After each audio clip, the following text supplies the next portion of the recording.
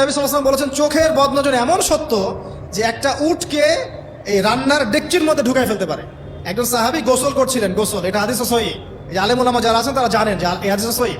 একজন সাহাবী গোসল করছেন, তার গায়ের চামড়াটা খুব সুন্দর ছিল, একদম স্কিনটা অনেক সুন্দর থাকে না এমন কিছু মানুষ।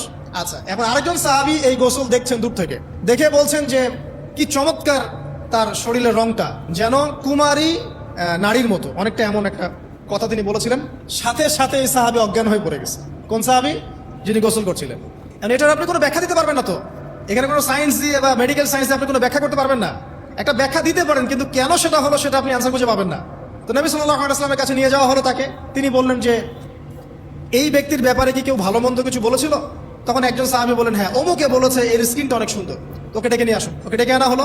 ডেকে আনার পর নবীজি তাকে অনেক শাসালেন, তোমরা তোমাদের ভাইদেরকে কি মেরে ফেলতে চাও? তখন এই সাহাবী তো অবাক, আমি আবার কখন মারতে চাইলাম ইয়া রাসূলুল্লাহ?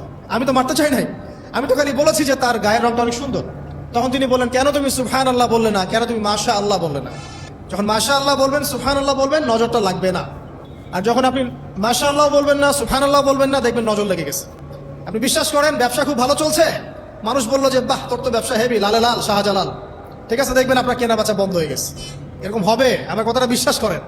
এটা কিন্তু সায়েন্স প্রমাণ করতে পারবে না, আল্লাহ এবং তার রাসূল বলেছেন, তার উপরে কোনো সত্য নেই আছে।